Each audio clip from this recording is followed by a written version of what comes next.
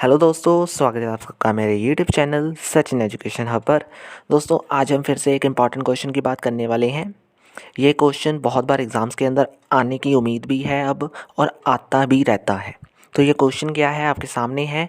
Auditor have to determine the quality of financial information provided by clients with appropriate methods. Explain. अभी तक तो इस चीज़ के बारे में कुछ नहीं पता कि इसका आंसर क्या आएगा, लेकिन इसी के वे में एक आपको पता है कि एक और क्वेश्चन बनकर आया है, एक्सप्लेन द ऑडिट प्रोसीजर। तो अब आपको क्लियर हो गया होगा कि इसका आंसर आना तो ऑडिट प्रोसीजर है, लेकिन कैसे आना है ये आपको पता लगाना पड़ेगा। तो क्या लिखा है, ऑडिटर हैव टू डिटरमाइन। तो आपको यहाँ के क्लियर हो गया कि प्रोसीजर मांग रहे, मेथड्स का मतलब कि ये होता है कि ऑडिटिंग के अंदर कौन कौन से मेथड्स का इस्तेमाल करते हुए हम ऑडिटिंग कर सकते हैं, और क्या वो तरीके हैं जिनकी वजह से ये सारी जो क्लाइंट्स की इन्फॉर्मेशन है या जो क्लाइंट्स ने हमें इन्फॉर्मेशन दी है, फाइनेंशियल इन्फॉर्मेशन, उनको हम क्वालिटी से डिटरमाइन कर सकते हैं।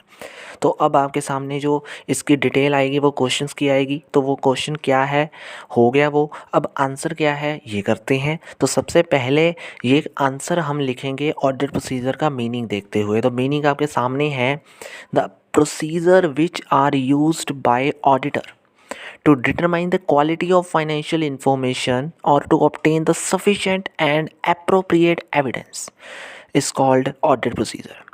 कि वो प्रोसीजर जो ऑडिटर यूज़ कर रहा है फाइनेंशियल इंफॉर्मेशन की क्वालिटी को देखने के लिए और एक अप्रोप्रिएट ऑडिट एविडेंस को ऑब्टेन करने के लिए, यानी अपने पास लेकर आने के लिए कि ये ऑडिट एविडेंस सही है, उस चीज़ को ढूंढने के लिए, और क्लाइंट्स ने जो इन्फॉर्मेशन दी है उसे उसको उसकी क्वालिटी को डिटरमाइन करने के लिए जो प्रोसीजर हम तैयार करते हैं, that is called audit procedure. और ये ऑडिट प्रोसीजर हर बिजनेस में अलग अलग होता है। अब बात आती है एक्सप्लेन। अब एक्सप्लेन के अंदर चाहे एक्सप्लेन आप इसका कुछ भी कर सकते हो, वो तो हो जाएगा क्वेश्चन, लेकिन अब ऊपर जो हमने पहले नंबर पे जो क्वेश्चन पढ़ा था उसमें से मेथड्स, तो मेथड की वजह से हमें इसमें टाइप्स ज़रूर एक्सप्लेन करने ही हैं।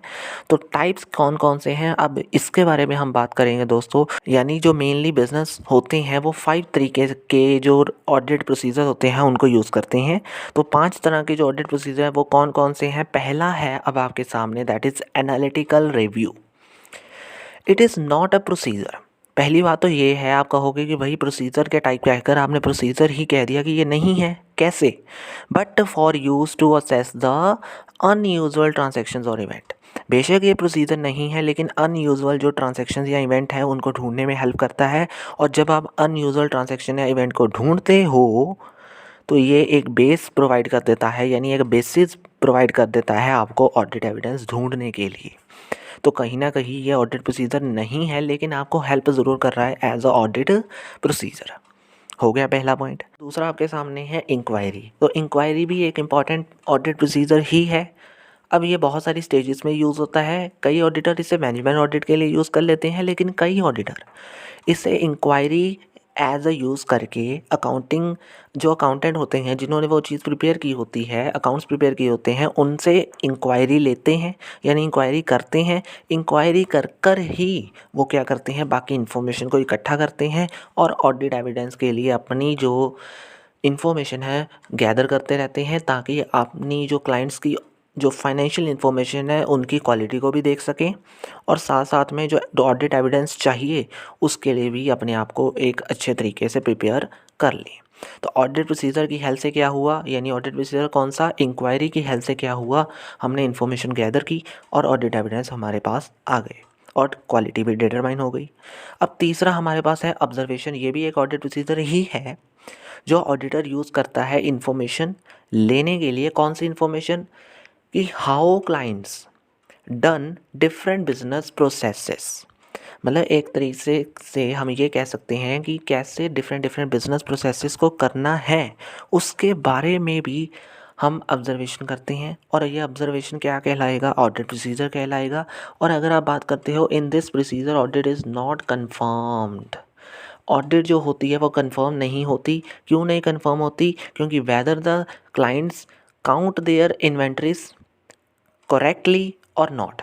ये चीज़ हमें नहीं पता होती, इसलिए ये ऑडिट भी अच्छी नहीं होती। ये ऑडिट भी कंफर्म नहीं होती कि क्लाइंट्स ने जो इन्वेंट्रीज हैं वो अच्छे से गिनी है या नहीं है, क्या वो सही है या नहीं है। ये बहुत बड़ा है, बहुत बढ़िया पॉइंट है। ध्यान से इस चीज़ को समझो कि इसमें ना जो ऑडिट प्रोसीजर है वो सक्सेसफुल ज़रूर माना जाता है, लेकिन फिर भी एक डाउट रहता है। उस डाउट को क्लियर करने के लिए ये ऑब्जर्वेशन और अच्छे से आपको मदद करती है। तो ये ऑडिटर क्या होता है, ऑब्जर्वेशन की हेल्प से ये कंफर्म करता है कि जो चीज़ उसने पहले की थी या जो चीज़ पहले उसके क्लाइंट्स ने की है, जो इन्फॉर्मेशन उसे दी गई है, क्या वो सही है या नहीं है, या जो काउंटिंग है वो ऑलरेडी एग्जिस्ट कर रही है या नहीं है, या गलत है, ये क्या क्या चीज़ें हैं, इन सभी के बारे में पता करना किसके हाथ में होता है, ऑडिटर। और ऑडिटर इसे कैसे पूरा करता है, अपनी ऑब्जर्वेशन, यानी ऑब्जर्वेशन, कौन सा observation, that is audit procedure, एक टाइप है ऑब्जर्वेशन, उसकी हेल्प से ये करता है। अब इसके बाद आता है इंस्पेक्शन। वो इंस्पेक्शन किसकी करता है, इंस्पेक्शन के वे में आप कह सकते हो ये वाउचिंग करता है, वेरिफिकेशन करता है। किन किन की, जुज़ी आप कह सकते हो कि जितने भी ऑडिट एविडेंस होते हैं उनको लेने के लिए, यानी उनको ऑब्टेन करने के लिए ये वाउचिंग करता है। ये वाउचिंग किसके अंदर आ जाता है, इंस्पेक्शन के अंदर आ जाता है। और आपको पता होना चाहिए कि ऑडिट के अंदर एकमात्र वाउचिंग ही ऐसा पार्ट है जो 60% ऑफ वर्क ऑडिट का डिपेंड करता है। यानी अगर वाउचिंग आपने नहीं की तो 60% ऑफ ऑडिट का वर्क इनकम्प्लीट माना जाता है। तो वाउचिंग के बिना कुछ नहीं है। यानी अब वाउचिंग क्या है, दैट इज़ इंस्पेक्शन है, और इंस्पेक्शन क्या है, ऑडिट प्रोसीजर। यानी कुल मिला के vouching is a type of audit procedure. ठीक है, तो ये यहाँ पे भी ये बात हो गई कि वाउचिंग आपने करनी है। ये क्या होता है, आपको पहले भी बताया था कि वाउचर्स की हेल्प से आपने ऑडिट एविडेंस, जो जिस तरीके से आपने वो ट्रांजैक्शन रिकॉर्ड की है, जिस डॉक्यूमेंट्री एविडेंस से वो ट्रांजैक्शन रिकॉर्ड की है, क्या वो डॉक्यूमेंट्री एविडेंस सही है या नहीं, उसको हम वाउचिंग कहते हैं। और ये भी चेक करना, दैट इज़ कॉल्ड इंस्पेक्शन। और इंस्पेक्शन क्या माना जाता है, ऑडिट प्रोसीजर। अब आगे आता है रिकैलकुलेशन। ये भी इसका ही एक टाइप है। अच्छा, अब ये बात क्या हुई, ध्यान से पढ़ो, it is a most important part, और which means reperforming the work, जो assessing the work if there is a difference between clients work and audit work. आपने एक बार चेक किया, ऑडिटर ने एक बार चेक किया, क्लाइंट ने एक बार चेक किया, दोनों में डिफरेंस आ गया। अब वो डिफरेंस ऐसे तो नहीं रहेगा ना, उस चीज़ को दोबारा चेक किया जाएगा। और जब दोबारा चेक किया जाता है उसको नाम दे दिया जाता है रीकैलकुलेशन। और रीकैलकुलेशन का मतलब ऑडिट प्रोसीजर। सो ऑडिट प्रोसीजर भी एकमात्र रीकैलकुलेशन के वे में दोबारा काम को चेक करवाता है और आपको एक प्रॉपर एविडेंस और एक्यूरेट इन्फॉर्मेशन देने में मदद करता है। तो 5 ऑडिट के प्रोसीजर के टाइप हो गए। ये बहुत ज़रूरी हैं, आपको करने हैं और बहुत अच्छे से समझने थे, वो मैंने समझा दिए हैं। अब आपको एक एक्स्ट्रा इन्फॉर्मेशन भी मैं दे देता हूँ। अगर आपको एक्सप्लेन आया है, अब एक्सप्लेन में आपको एडवांटेज डिसएडवांटेज तो एक्स्ट्रा देने ही पड़ेंगे। तो एडवांटेज डिसएडवांटेज भी हम कर लेते हैं फटाफट। तो पहले नंबर पे एडवांटेज क्या आ रही है, could applied at all level of stages. मतलब हर एक लेवल, हर एक स्टेज के ऊपर आप इसे अप्लाई कर सकते हो। कहीं पे आप इसे नहीं कह सकते कि हम इस चीज़ को अप्लाई नहीं कर सकते। ऑडिट प्रोसीजर हर जगह अप्लाई किया जा सकता है। Very good test for the reasonable accuracy. आप अगर एक्यूरेसी अच्छे से चाहते हो, अपने बिजनेस के अंदर सही काम चाहते हो, हर काम को सही करना चाहते हो, तो उसके लिए आप ऑडिट प्रोसीजर को अपनाओ और ऑडिट प्रोसीजर करो। और यही इसकी मेन एडवांटेज है कि ये हर काम को एक्यूरेटली आपका काम कर देता है, एक्यूरेट आपको हर काम के लिए बता देता है। अब तीसरा आता है ट्रस्टवर्दी कंपैरिजन ईजिली। अब ये कंपैरिजन क्या है कि अगर आप ऑडिट प्रोसीजर कर रहे हो, आपको जो भी आपने कंपैरिजन किया, जो भी आपने इंस्पेक्शन की, जो भी आपने ऑब्जर्वेशन की, जो भी आपने रिकैलकुलेशन की, वो सारी ट्रस्टवर्दी मानी जाती है, वो एक्यूरेट मानी जाती है, वो सही मानी जाती है, वो लीगल मानी जाती है। तो एक तरीके से ये भी एडवांटेज हो गई।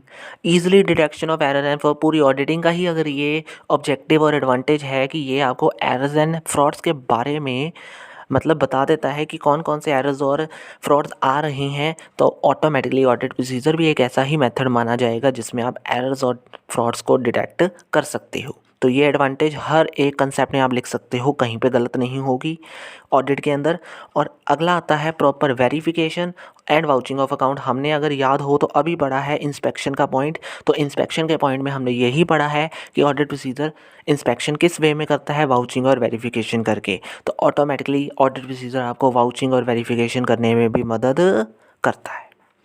तो 60% ऑफ वर्क किसने मदद की है, आपकी ऑडिट प्रोसीजर ने ही वर्क किया है 60%। बेशक वाउचिंग को ही आप मानते हो 60% वर्क, लेकिन वो किसकी मदद से हो रहा है? ऑडिट प्रोसीजर की मदद से। सो ऑटोमेटिकली ऑडिट प्रोसीजर ने ये काम करने में आपकी मदद की है और ये करता आएगा। हो गई ये एडवांटेजेस। अब आपको सिर्फ 2 डिसएडवांटेजेस इसकी नज़र में आ रही हैं और वो मैं क्या बता रहा हूँ, पहले नंबर पे आपको बता देता हूँ।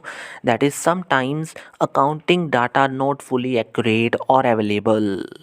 अच्छा जी, ये तो सबसे बड़ी प्रॉब्लम हो गई। अब हम ऑडिटिंग कर किस बेस पर रहे हैं? अकाउंटिंग डाटा के बेस पे। अब अकाउंटिंग डाटा ही अगर एक्यूरेट ना हुआ, अवेलेबल ना हुआ तो क्या करोगे?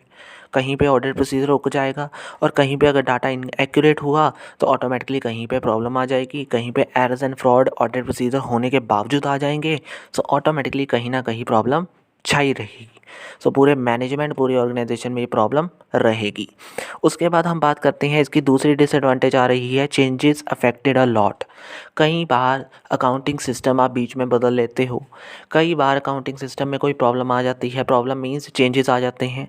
कई बार कहीं पे इकॉनमी के अंदर कुछ इफ़ेक्ट आने से आपके बिज़नेस में इफ़ेक्ट आ जाते हैं, तो उस बिज़नेस इफ़ेक्ट आने से आपके अकाउंट्स में चेंजेस आ जाते हैं। जब अकाउंट्स में चेंजेस आ जाते हैं तो ऑडिटिंग भी बहुत मुश्किल हो जाती है।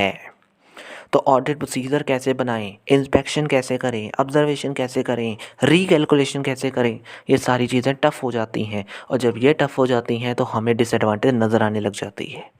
सो ऑटोमेटिकली क्या हुआ, डिसएडवांटेज ये भी बन गई। तो ये 2 डिसएडवांटेज, 5 एडवांटेज और टाइप्स, ये सभी अगर आप अपने क्वेश्चन के अंदर लिख दोगे ना तो आपको फुल नंबर मिल जाएंगे। आपको फुल मतलब मैक्सिमम मार्क्स जितने भी होंगे उतने तो मिल ही जाएंगे अगर सही और इस पूरी डिटेल्स को आपने लिख दिया अपने एग्ज़ाम के अंदर, और वही सही लिखा तभी। तो ये सारी चीज़ें हो गई दोस्तों, क्वेश्चन भी कंप्लीट हो गया, इंपॉर्टेंट भी था, सारा मैंने करवा दिया। अब आपको मेन क्वेश्चंस मिलते रहेंगे ऐसे ही। होप सो दोस्तों, अगर आपको वीडियो अच्छी लगी है तो लाइक शेयर एंड सब्सक्राइब जरूर कर देना। कहीं पर प्रॉब्लम आ रही है तो नीचे दिए गए कमेंट बॉक्स में कमेंट भी कर सकते हो, नए हो तो वीडियो को सब्सक्राइब ज़रूर कर देना। Thank you very much.